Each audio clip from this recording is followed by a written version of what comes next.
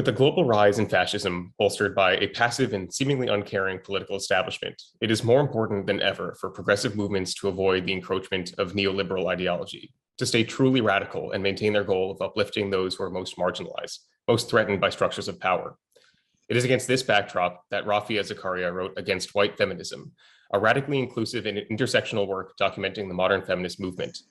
An attorney, human rights activist, and author of books such as The Upstairs Wife, An Intimate History of Pakistan, she published Against White Feminism this August in conjunction with W. Norton. It is my honor and pleasure to introduce Rafia Zakaria as our guest for this Democratic Left Zoomcast. Welcome, Rafia. Hi. Rafia, I'd like to introduce you to our interviewer for this episode, academic and Democratic Left contributor Vassiki Chauhan. Vassiki, thank you for taking the time to dig into the details of Against White Feminism with us today. Thanks, happy to be here. So with that said, I will mute myself and let you all take it away. All right, thank you so much, Rafia, for spending this hour with me. I'm really starstruck and I feel very privileged to be able to talk to the author of a book that I'd have picked up in a bookshop anyway, right? It really seems like this book was written at a time when a lot of people were feeling these things. And I bet that it took a lot of courage to write, because there's always the risk of losing friends who you actually build a lot of solidarity with. So first of all, I'm curious about your process of putting these ideas together and how you were navigating personal relationships and developing these critiques that are at a system level, but also affect you very personally. First of all, thank you so much. I'm also really looking forward to this conversation. That's actually a very introspective question. I would say that even a year, so this book was sold to a publisher in 2019. So even in 2018, I would have said that the possibility of this book being published was very slim. I remember being part of panels and talks during that time essentially saying white, like white women or white culture, or this is a white-centered practice, was just, even say within academia, which is supposed to be kind of the avant-garde of ideas, it just was not something. I mean, I was, privately chastised for even mentioning that word. So, but at the same time, I had done a report with two of my close friends. One of them is Nimi Gauranathan, and she and I, and as well as Kate Cronin Furman, had authored a report called Emissaries of Empowerment, which was just a little report, and it had some of the arguments that are presented in the book, particularly sort of the white-centered discourse in development, and how it was actually further gendering empowerment in a sense. And so I had that, but you're right. I mean, this has been a very, very costly endeavor in terms of, my contacts or people who I think will probably never speak to me again. My agent at the time looked at the proposal and said, absolutely not. He was actually quite angry at the proposal. And, I had expected pushback, but I hadn't expected such a visceral sort of like in your face, angry reaction. And so I was very cowed by that. I, was like, okay, well, I guess, that's it for this book. And, it was only real, honestly, luck that I met with some other friends who were able to help me get another agent altogether, and then offer this book. And even since then, I mean, I have friends at very major publications who have very pointedly boycotted the book. And yeah, so there is this cost because, that is how sort of public discourse censors itself, is that, the people who are in the minority, such as myself, are sort of almost, I wouldn't say blackmailed, but they're definitely intimidated by, the possibility of annoying very, very powerful white women in high places. So yes, I mean, I definitely dealt with that, and I'm definitely dealing with that right now as well. Yeah, I'm sorry to hear that, but I'm also not surprised because you are critiquing not just individuals. Obviously, the reason you wrote this book is not to pick a fight. You're critiquing white supremacy in general and the vestiges of that on a movement that is supposed to be for all women and critique all of patriarchy. And you're in really good company, I think, with scholars like Angela Davis and Bell Hooks, who have kind of espoused these sort of ideas, talking about the limitations on conversations around body autonomy and how that sort of leaves out reproductive justice. The idea of like kinship with your fellow brethren, right? Like you family structures in which you draw support from not just the gender you identify with, but also, like family support that you tap into in hard times, in like economic crises, in situations which alienate you.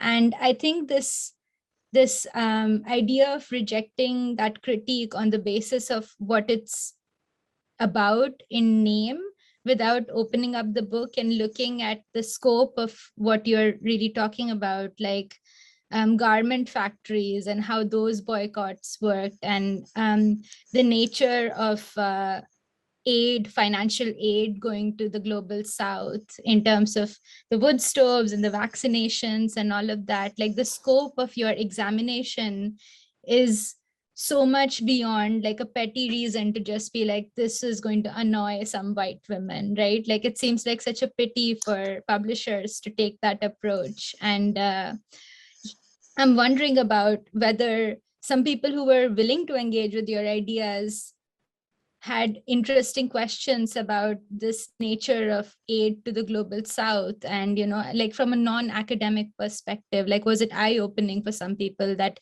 even good Samaritan approaches can be limited in scope? Yeah, I mean, I think the way that some white women have taken this as an offensive argument is because, there is a portion of the book that asks white women, white feminists, to examine their own quote unquote successes, and consider the role that their white racial privilege has played in their successes. And I think white women vis-a-vis white men have always considered themselves victims. And it's very difficult, I think, for some white women of a certain generation in particular. I would definitely say there's a generational divide. It's very difficult for them to even consider, let alone acknowledge, that their whiteness has played a part in how they are received by white men. And so I think that is, I think for them, it almost seems like it's a dangerous idea. Like I think they feel that if they even think it, they'll, they might have to acknowledge a different story about themselves than the one that they might have told. In terms of, the revelations within the book, particularly related to development, yes, I mean, you know, from ordinary readers, I've seen a considerable degree of surprise, for instance, that, you know, hundreds of millions of dollars could be spent providing clean stoves, or these rather forcing clean stoves on rural Indian women, and that nobody would have questioned that until, you know, literally almost a decade into the program. And, you know, if you're in academia, of course, you're more or less, you're somewhat exposed to this literature. And I knew going in that one of the issues is that a lot of the arguments that I talk about in the book were being made by various academics, but all in different silos, you know, of their own disciplines, and also largely inaccessible to, you know, to the general public. It's just not something that is talked about. And the reason, of course, is also in the book, right? Western civilization, uh, currently, you know, particularly neoliberal political structures, they almost rely on a subtext that the West knows best, right? They might not be as overt about it as in the colonial era, but there is still this subtext, not only that the West knows best, but that only the West is situated in a way that can almost altruistically or benevolently spend this money for the betterment of, you know, countries in the global South. And you know, that belief is what what I'm trying to get at, is this idea that, you know, and you know, you could even argue that the reason why these stories don't make it to page one, you know, of the New York Times, is because even journalism relies on that narrative that, you know, the Western foreign correspondent goes in and gets the real story, you know, of what's happening. So, you know, when you have so many structures relying on this idea of kind of moral supremacy, then, you know, you don't put all of this together. You don't want to have, I mean, like, for instance, $400 million spent in Afghanistan, which benefited only 3 women. I mean, that's, to me, it's a absolutely ghastly statistic. But it's never sort of presented that way. It's framed and cushioned and, you know, et cetera, et cetera. So yeah, so my effort in the book is to bring together as best as I can all the neo-colonial, neoliberal assumptions that are still operative within the world system, you know, that have not ended, and connect them to their colonial forebears or their liberal forebears. So you can see, like, it's almost like a genealogy of ideas, where you can see this is where this came from. Oh, okay, yeah, British women were going to India and telling Indian women to fight for suffrage, like 150 years ago, and now they're going there telling them to use this stove instead of that stove. So yeah, so that I think has been surprising to many people. I think it's, you know, it's starting, I would say, maybe to get people to think differently about what they, for instance, even what countries get out of development aid, right? Because the belief is that, oh, we're so great, we're going to go give all this money to Indians or Afghans or whatever, and uh, then just out of the goodness of our hearts. And this book dissects that idea. Right. So I think it's been surprising to many people. I think it does so very effectively, and it really gets at that idea of, by taking this approach of, this is a problem that has been solved in the West, we are going to take this method and we're going to take this money and we're going to take this to another geographical context and just apply it. It's just a matter of application, and that hasn't happened because resources don't exist. But the idea that this is a completely different political, social, economic reality with a completely different history that is very heavy with like the impacts of colonialism, if not inequalities that existed from ancient times, right? In like the global Yep. South.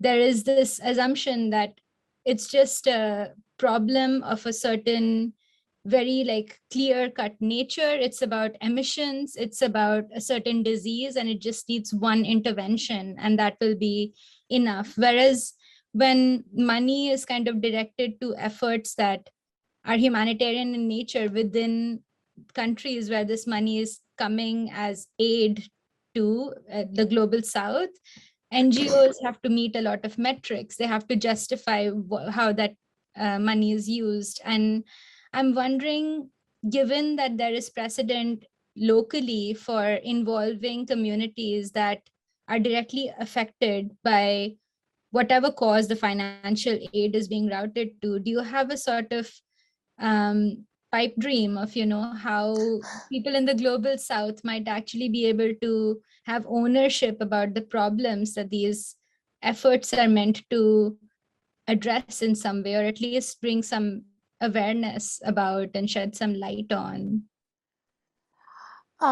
Yeah, so one of the central precepts that the book criticizes is this idea of essentially trickle down feminism, right? Where you have a model that was adopted and that is contested even within by minorities, even within the United States, right? Who don't find this sort of the white middle class suburban woman idea of feminism and what she needs to be empowered as applicable to them. So, so this starts within the United States, and with the fact that, for instance, even when the Violence Against Women Act was being passed in the United States, in the 80s, early 90s, by these very, very famous white, like I wouldn't, essentially white feminists, like Catherine McKinnon. They wanted the state's protection from domestic violence, right? So they essentially said, okay, well, we want the Violence Against Women Act, and the act had provisions in which it said, oh, well, a police officer called to a scene would have to make an arrest. Now, even at that time, Black and brown women said, this is not good for us. It's going to lead to mass arrests in our communities, and it's actually going to disempower Black and brown women who will then not call the police because of this particular clause. Of course, like no one listened to them. They passed the law and, a lot of celebration, whatnot. And of course, that's exactly what happened, right? Is that the Black men were arrested at 5 times greater a rate than white men. The law contributed directly to mass incarceration, and within a year, there were actual increases in, in the levels of violence that were faced by brown and Black women. So even domestically, these critiques exist. Now, internationally, my pipe dream would be, for instance, I'll give you another statistic. Of the 15 largest humanitarian NGOs in the world, these are the mega NGOs. Out of their governing boards, only 2% of the people on the governing boards of these organizations actually even belong to a country that has been an aid recipient, right? So that statistic shows what I would call the incredible whiteness of aid and these empowerment projects. And it is the incredible whiteness of aid, combined with this white savior, white feminist industrial complex that allows these things to perpetuate year after year. Otherwise, you do think, like, just out of common sense, like, okay, well, this clean stoves program, like maybe someone in year 2 might say, oh, maybe we need to ask the actual women in this community whether they want these stoves. But, there is a sort of turf issue there. And at least that's what I experienced in my own experience working for a large NGO, is there's definitely a very kind of careerist and turf battle there, where the inclusion of community members is looked at as messy. They don't speak the same professionalized language of metrics and aid programs and empowerment schemes that the other people do. And I've actually seen a lot of procedural mechanisms used, and these sorts of language games used to sort of disempower those people even when they are presented or included. So I think that that's a huge problem, and it's a particular problem in terms of empowerment, because this whole industry tries to take politics out of the equation of female empowerment. And the consequence of that is that, say, for example, even, you have a program that gives out microloans, right? And I'll even grant that, okay, this program is a huge success, and women are doing much better, and they've established some small businesses that add to their income, et cetera, et cetera. The problem is that as soon as the existing government or the existing political climate changes, for instance, as it has in Afghanistan, all of those rights are like, they're just erased in like one fell swoop. And that's because the women, there's no concomitant level of political capacity or collective organizing among those women to actually protect any of the economic rights or gains that they might have made. And that's also something that the book is very critical of, is that, I think that politics has been sort of excised from feminism, whether it's, and you see the downside of that even here in the United States, in, response to what's happening in Texas. We don't have a sort of well-organized collective that of women, from all different demographics, who can immediately have like a political response. I mean, it's being organized, yes, and there are efforts, I'm sure there will be, but in its current state, they've found us flat on our backs, because there isn't anything. There's nothing you can dial into. There's no already nourished idea of collectivist organizing, political voice.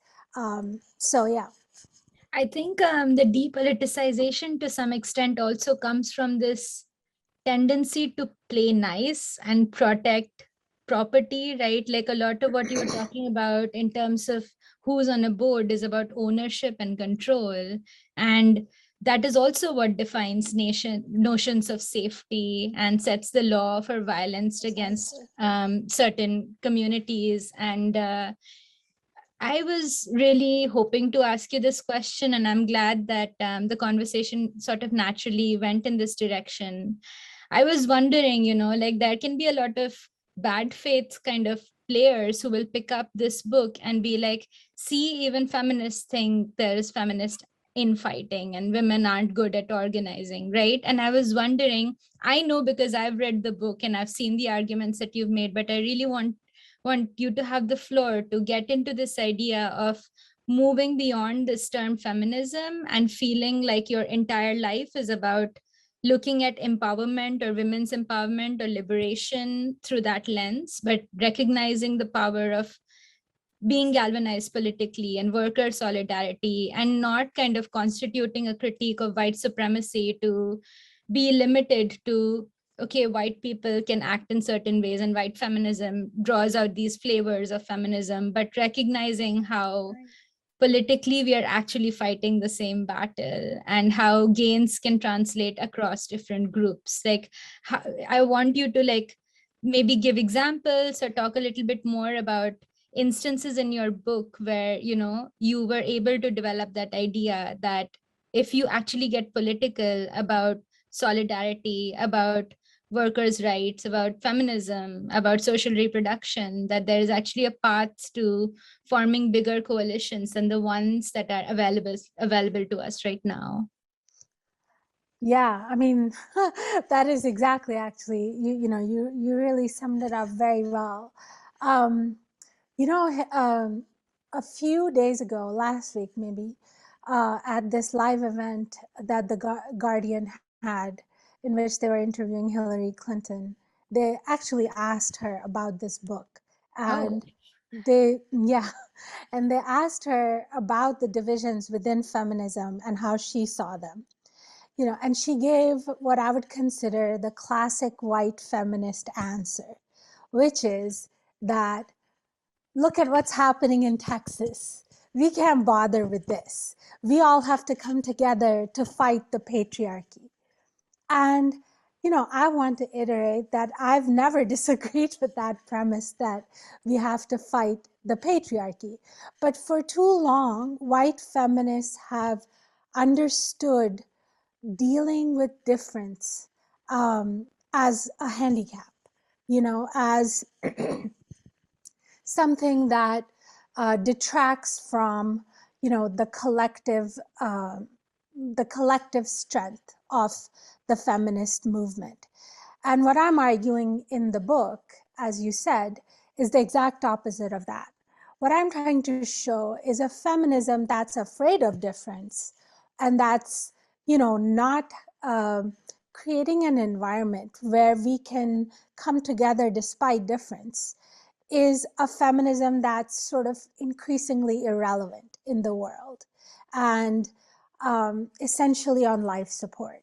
I don't think that I would describe, at least, from my perspective as a brown person, as a brown Muslim woman, I don't see feminism as being very strong, because I see huge, huge pockets of women who've just, signed off, and they just, I think they would tell me that, this is a lost battle. Like, white feminists have created feminism in their own image to make them feel better about themselves, and that's as far as they will go.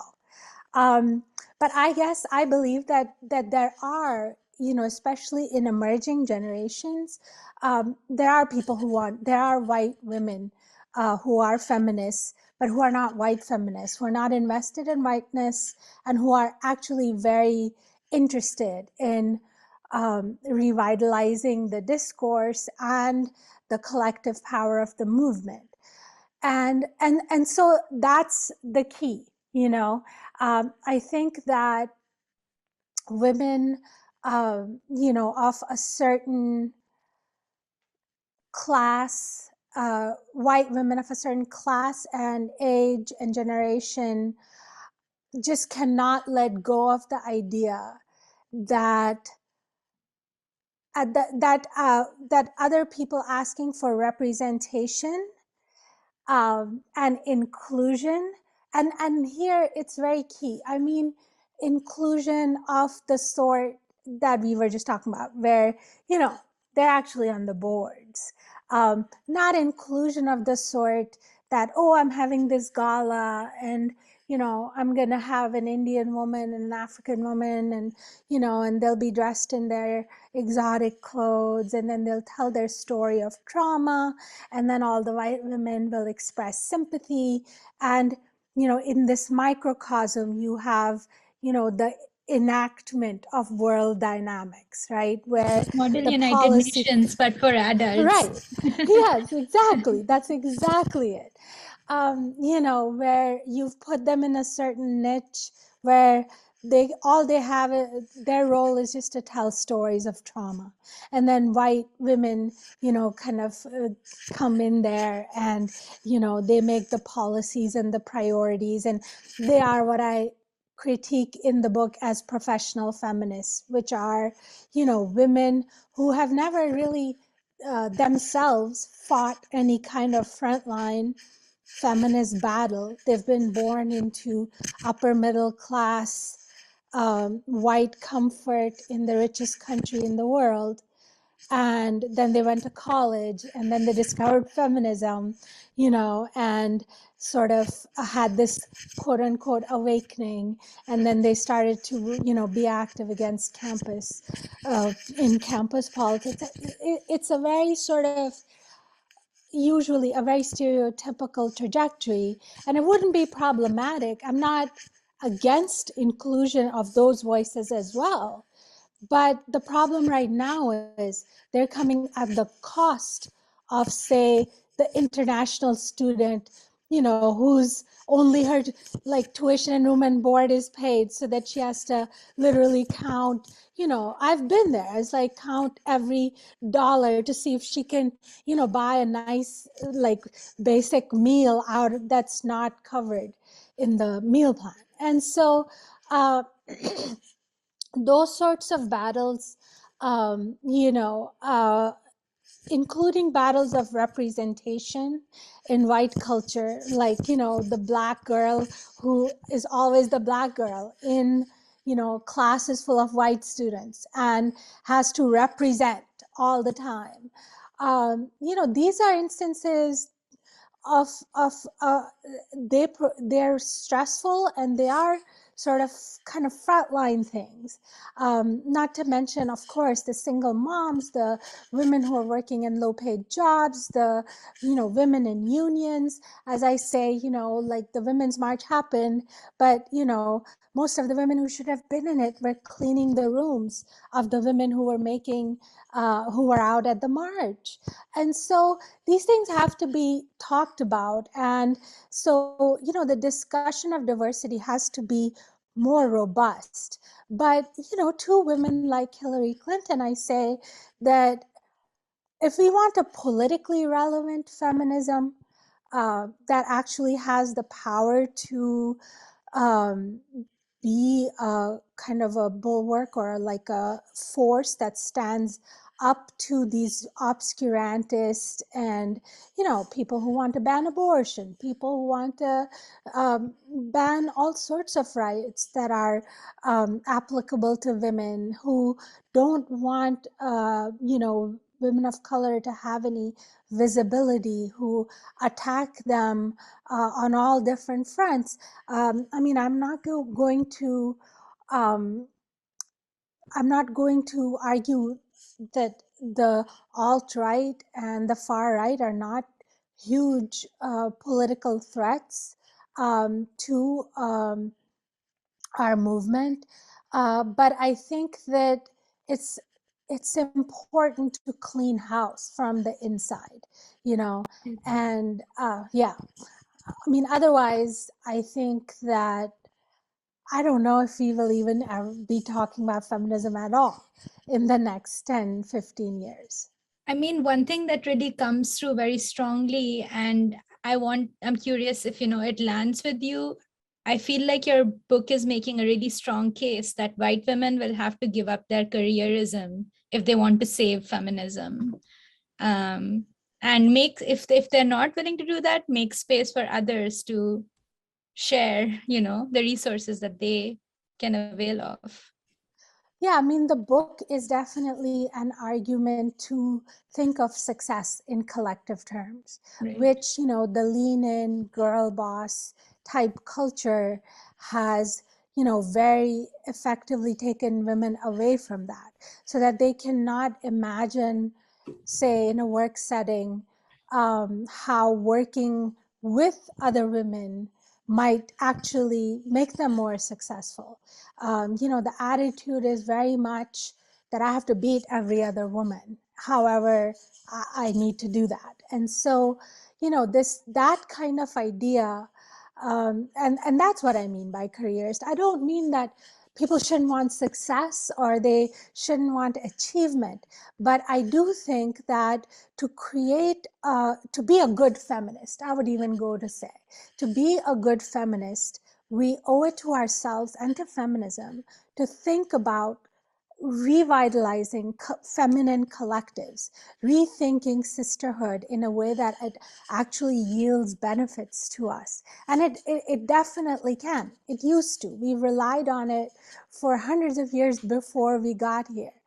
But at the moment, right now, yes, the models of success that women are being presented and that white women have availed of in particular are not ones that, they detract from the strength of the feminist movement rather than build it.